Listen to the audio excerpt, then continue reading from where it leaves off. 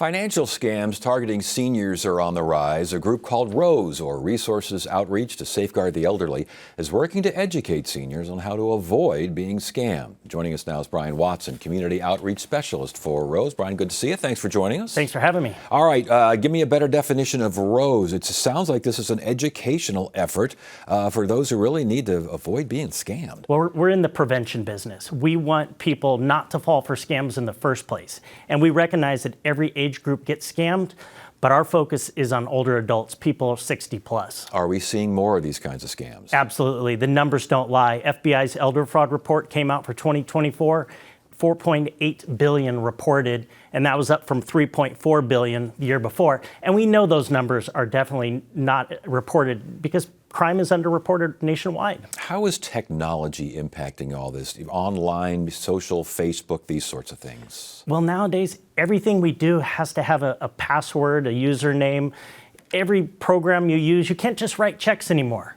So it's a perfect storm where we have an aging generation, we have seniors who are forced into technology they didn't grow up with. So it's very easy for scammers to get access to our seniors. What about cryptocurrency? Is that being used more in scams? Absolutely. The biggest trend we're seeing right now is scammers sending people to crypto ATMs, having them feed cash into a crypto ATM thinking they're investing or that they're paying off a fine, but they're not. Wow, that just sounds terrible. And we're looking up and reading up on this. It sounds like customer support fraud, especially when it comes to technology, is like far and away the number. I was surprised by that. Right. So someone has a problem with their computer and they think, well, I'll just call Amazon or I'll call Google.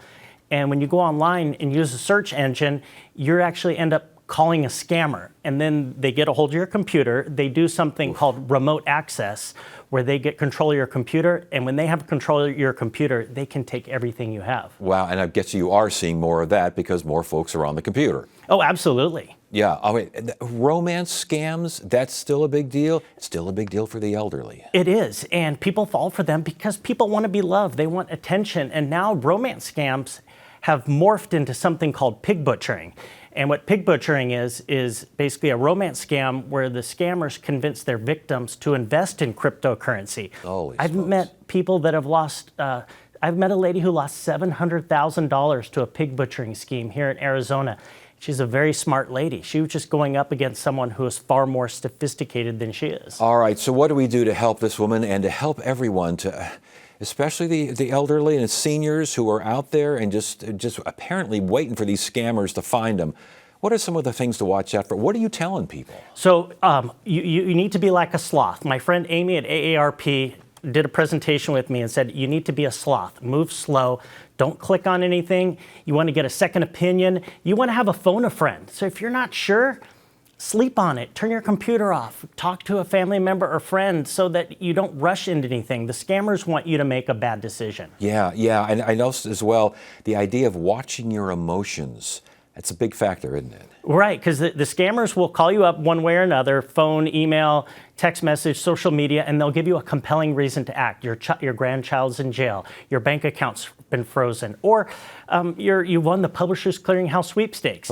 They want you to make a bad decision. They want your emotions to be elevated, so you have to calm down, take a break, go for a walk, take a break so that you don't make a bad decision. One of the suggestions I thought was very interesting, use a gel ink pen when writing checks. Absolutely. So you would think not as many people are writing checks as they used to, but you can take a check and put it in nail polish remover, and the acetone will take the ink off and it can be used.